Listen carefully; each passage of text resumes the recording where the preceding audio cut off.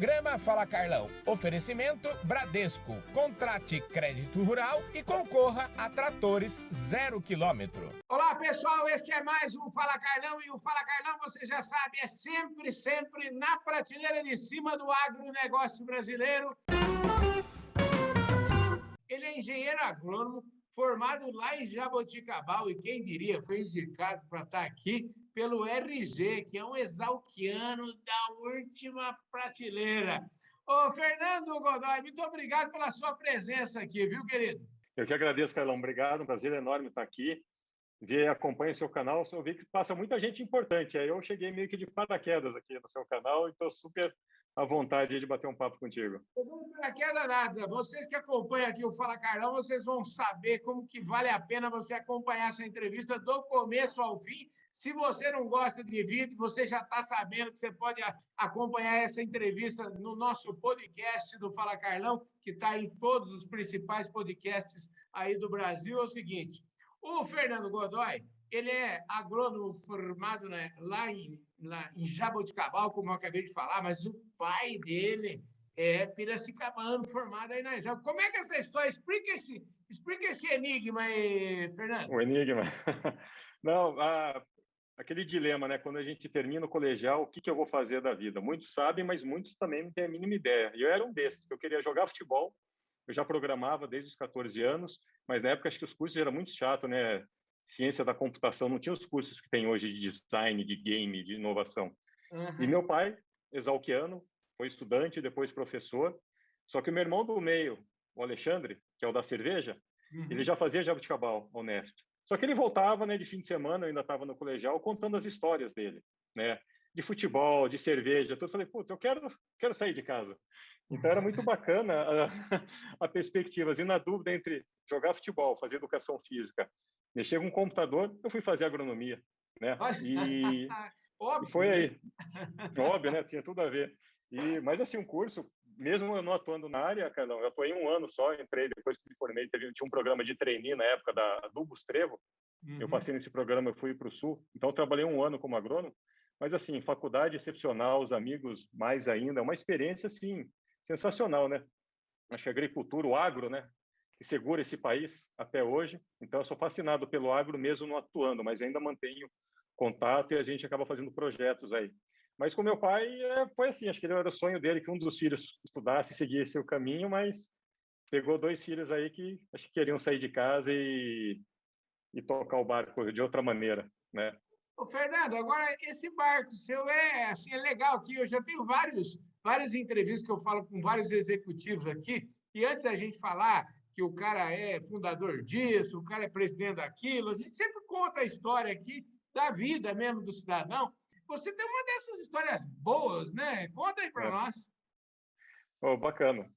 Aquele sonho, né, da maioria dos brasileiros de querer ser jogador de futebol. Eu sempre sou piracicabano, então sempre joguei lá no clube de campo. Aí antes de entrar na faculdade, eu joguei 1 ano no 15, no glorioso 15 de Piracicaba, e no juvenil.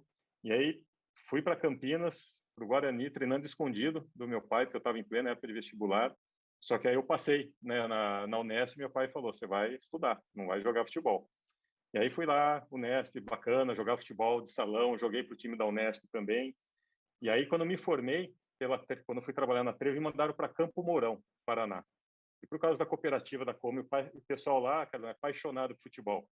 Me mandaram lá por algum motivo, né? Porque eu não era dos melhores agrônomos, vou ser bem sincero, né? Mas acho que foi por causa do futebol, porque eles tinham um clube dos agrônomos lá, várias multinacionais, um clube sensacional. Eu jogava futebol lá e comecei a jogar futebol salão também para o time da Coamo. E aí fui para os Estados Unidos, depois de 1 ano que eu formei, era o sonho, fui lá que eu queria melhorar meu inglês, queria trabalhar com internet, mas fui por causa do futebol também, a oportunidade de querer jogar, era o ano que estava começando a Major League Soccer. Mas eu, ingênuo de tudo, achei que ia chegar lá, ia fazer um teste, ia passar. Imagina, americano tudo organizado, já estava tudo feito, os times formados já há 1, 2 anos atrás, né, antes de começar a liga. Então, mas foi uma experiência bacana. Eu joguei 2 anos como profissional, aí me machuquei antes de ir para a Holanda, que eu tinha um teste para fazer lá 15 dias antes num campeonato. Eu rompi todos os ligamentos, tornozelo, quebrei, até foi tudo numa tacada só. Aí eu falei, bom, tentei várias vezes ser jogador, fui, né? Não num grande time, mas eu falo para você que eu matei minha vontade. Foi muito bom e aí continuei lá nos Estados Unidos trabalhando numa empresa de internet. E aí você foi ser, vamos dizer assim, empreendedor na área de internet. Como é que foi esse negócio de ser empreendedor? E até contar uma experiência, né? Porque nós estamos falando de 96 aqui no Brasil, acho que nem e-mail tinha, né? Você já tinha e-mail lá, mas aqui não tinha. Como é que é essa história? Eu tinha essa é boa. Eu tinha um e-mail lá em 96. Eu fui trabalhar nessa empresa de internet, enquanto eu dava treino, jogava futebol, mas eu tinha que me sustentar também. E aí eu não tinha para quem mandar e-mail, porque pouquíssimas pessoas tinham. Aí eu tinha que dar um jeito para o meu irmão, que aqui era modem discado na época, né? Mas o que era bacana, Carlão, assim, essa empresa que eu trabalhei chamava Excel, era a maior empresa de internet dos Estados Unidos, tinha escritórios espalhados nos Estados Unidos e Europa, e eu ficava no escritório de Los Angeles. E eu pude participar também de um cara que foi um dos precursores de uma ferramenta do que a gente está fazendo aqui, que é de videoconferência. Ele desenvolveu o software, que era um cara da Universidade de Cornell chamado Tim Dorsey, e ele sabia que era brasileiro. Ele me deu uma câmerazinha, duas, branca e preta, redondinha. Era branca e preta, não era colorida. Aí eu mandei para o meu irmão aqui no Brasil para a gente poder se comunicar. Ele queria testar quando dava erro, quando travava, quanto tempo durou uma conversa nossa, que tipo de ligação, enfim. Só para dar um exemplo, né? Como isso em 96. Aí eu tive a oportunidade eu era gerente de projetos, e a gente fez o primeiro site de tocador de MP3. Foi um primeiro aparelhinho que a gente chamava Realport. Eu era o gerente do projeto, o cara me deu. Eu não acreditava no negócio daquele, né? Foi muito antes do Steve Jobs lançar o iPod dele. Mas era bacana, assim, sempre era atraído por pessoas e por empresas que estavam ali, né? No olho do furacão, né? O Vale do Silício estava começando ainda. E aí eu tive a certeza que era o que eu queria fazer, porque eu estava indo aquele ressentimento de ter interrompido a carreira de futebol, mas era apaixonado por tecnologia, sempre gostei. E ali eu falei, caramba, tá tudo acontecendo aqui. Tá tudo acontecendo aqui. Então, fiquei 4 anos só aproveitando, sugando o máximo possível, aprendendo. Montei minha empresa lá. E aí, depois, em final de 99, eu voltei para o Brasil e trouxe ela para cá. Continuei operando durante 1 ano com o escritório em Los Angeles e São Paulo, mas foi sensacional e carrego comigo até hoje. E a gente é um eterno aprendiz, né? Porque você vê uma molecada hoje aí, se você acha que você aprendeu alguma coisa, putz, né? Não é fácil não essa área. Ô, Fernando, e não é fácil. Eu falo assim, ó, aqui a nossa vida aqui mudou muito com o uso de tecnologia. Essa tecnologia, vamos dizer que hoje eu já chamo de síncrona aqui do Zoom, enfim, isso já é uma coisa que a gente não pode nem viver sem. Eu estou dizendo para todos os meus amigos que eu praticamente moro dentro do Zoom, né? Então, então eu queria saber de você um pouquinho, fala um pouquinho dessa tecnologia e como que ela pode ser usada e como é que ela tem sido usada, quais são porque já tem, inclusive, lançamentos assim de ultíssima agora, acabaram de ser lançados. O que é você que está sempre olhando para a tal da tecnologia, o que é ir além do Zoom, o que dá para ser feito aí, o que a Flex, que a sua empresa, faz hoje? Eu acho que a parte boa, né, que aconteceu recentemente foi essa aceleração, né, a transformação digital. E qual que tem sido que a gente identificou entre várias dores, vários problemas, é a comunicação, porque a gente sabe que os eventos ou a aula, os encontros presenciais vão voltar. Acho que o Zoom quebra um galho, que é o que a gente está fazendo agora, possibilita você estar no interior de São Paulo, estou em São Paulo, a gente poder conversar diretamente, fazer várias reuniões, é sensacional isso daí. Mas se eu estou num evento, ou se eu quero aprender, e o grande dilema que a gente detectou no ano passado foi que as pessoas começavam a desligar a câmera ou tá ligado, mas não está prestando atenção. Eu olho aqui para o meu celular, respondo e-mail, chamou, eu vou no WhatsApp, vou no Instagram. No final do dia, Carlão, as pessoas estão aprendendo menos.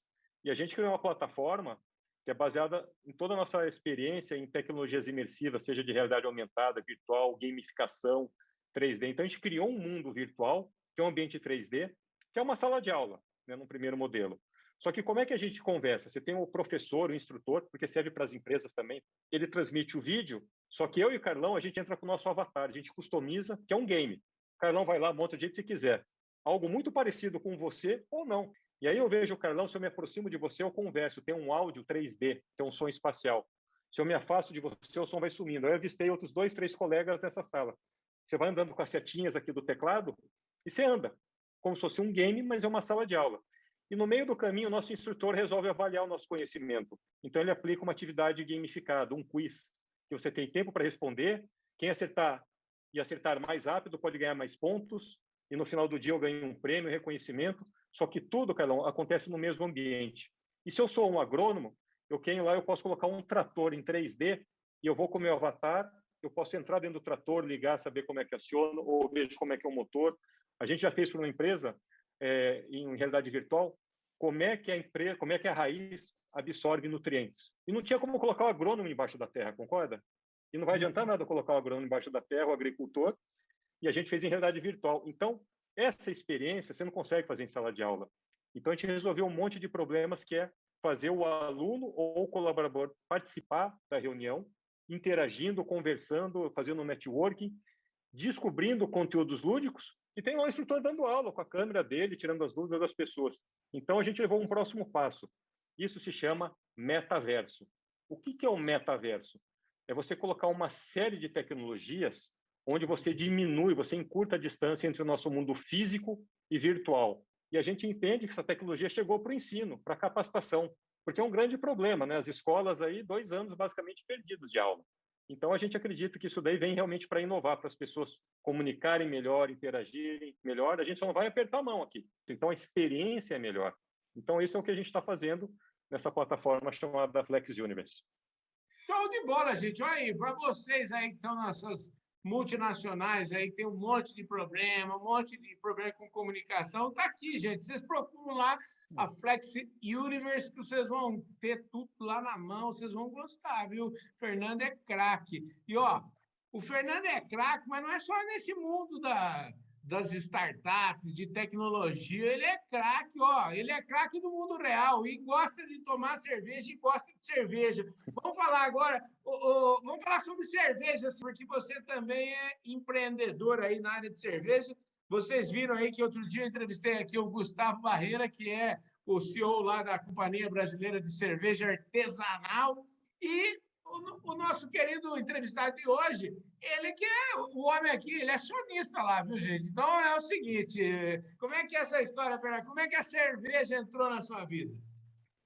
Entrou a cerveja Leuva entrou por causa do meu irmão, Alexandre, que também é o agrônomo que eu te contei no início da nossa conversa. Ele sempre fez cerveja em casa, ele desenvolve levedura, já fez pós lá na Escócia sobre espuma, e um belo dia a cerveja dele dentro de casa começou a ficar muito boa, e as pessoas elogiando. E eu vi que ele queria montar um negócio, mas faltava um empurrãozinho, né? E eu, sempre empreendedor, mas em tecnologia, falei, vamos entender esse mercado, esse negócio. Um belo dia ele me chamou para um evento em São Paulo, uma feira de cerveja artesanal, vendendo equipamento. E aí, papo reto, né, Carlão? A gente tomamos 2, 3, lá no meio da tarde a gente já estava comprando equipamento lá nessa feira para montar um negócio. E aí pedi ajuda para minha esposa, para a Samira, falou, você vai tocar administrativo financeiro, o meu irmão cuidava de dentro da porteira, eu cuidava de fora da porteira. E aí surgiu a Leuva em 2010, e como todo negócio pequeno, primeiro na casa dele, depois num barracão, e a gente precisava de mais pessoas para ajudarem a tocar. E o Gustavo veio com toda a visão que você conheceu aí, extrema competência liderando aí a CBCA, o Sérgio, o pai dele, entende tudo de equipamento, a Karen na área de marketing. Então a gente montou um grande time, cada um na sua área. Então a gente foi aquela gana de querer crescer, de buscar inovação também. Então você vê, mesmo em cerveja a gente consegue inovar. A gente inovou com a realidade aumentada. Depois o Gustavo trouxe a ideia do Act Crowdfunding, também super inovador. Ou seja, é uma história bacana que começou com o sonho do meu irmão de fazer cervejas de qualidade e agora virou essa loucura aí que é a CBCA com mais de 800 investidores. Começamos a exportar também e super contente aí com a jornada. Mas às vezes eu falo para o Alexandre, nem no nosso sonho mais otimista a gente ia imaginar que a cervejaria ia chegar nesse ponto aí, nessa estrutura que graças à liderança do Gustavo e dos demais do conselho e da equipe toda, né, da CBCA, a gente está aí. Ô, Fernando, eu agradeço demais a sua disposição, a disposição de você compartilhar o seu tempo, o seu aprendizado e, portanto, trazer os seus ensinamentos aqui para todo o nosso público. Eu que agradeço, Carlão, mais uma vez pelo convite aí, obrigado por poder participar do seu programa, que é muito bacana, e fico à disposição aí. E bora empreender, vamos lá. E se você está na audiência nacional e internacional do Canal do Boi, muitíssimo obrigado, um forte abraço, eu vejo todos vocês no nosso próximo programa.